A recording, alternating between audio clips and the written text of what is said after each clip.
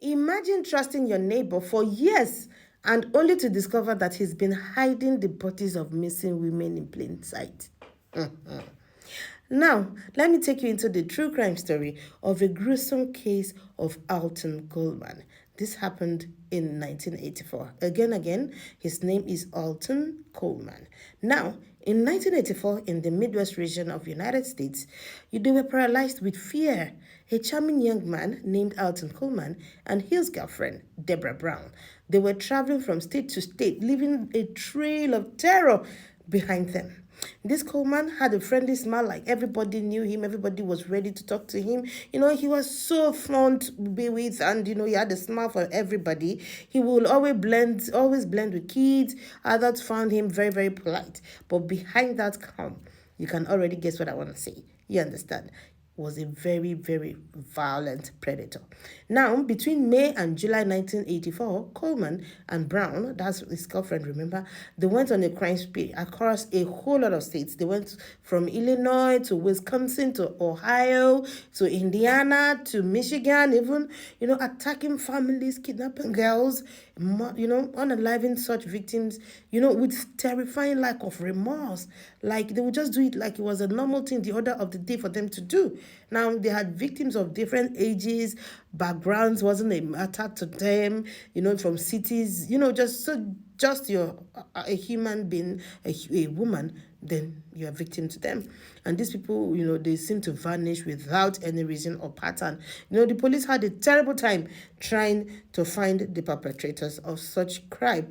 They went across multiple states. They were confused until finally, when the law is ready to catch up with you, there really is nothing or not much that you can do.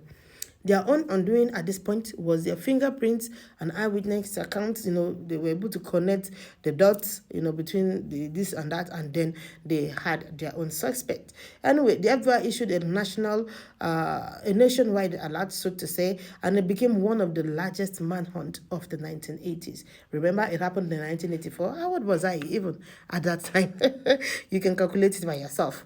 Anyway, after 53 terrifying days, imagine they had the time, 53 whole days.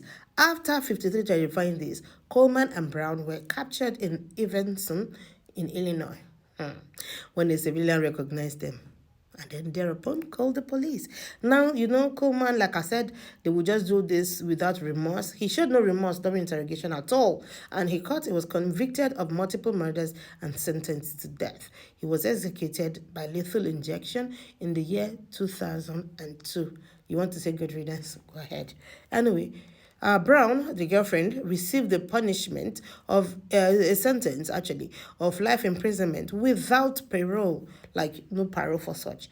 Then this case also, lastly, is being remembered as one of the most chilling multi-state murder sprees of the entire 1980s. But thankfully, it was fully solved. The evil does not show in the eye. We need to be careful. And of course, once again, these stories are intended for educational purposes to let people know that evil does not pay. This is not to harm anyone, to hurt anybody. This is not even intended for the families of the victims to relieve the terror. You understand? And it is not to attack anybody's reputation or defame anyone. These are simply true crime stories that are in the public domain. I'm just bringing them to you here.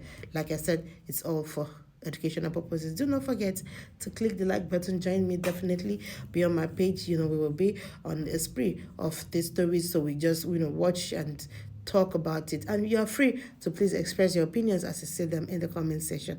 I love you as always.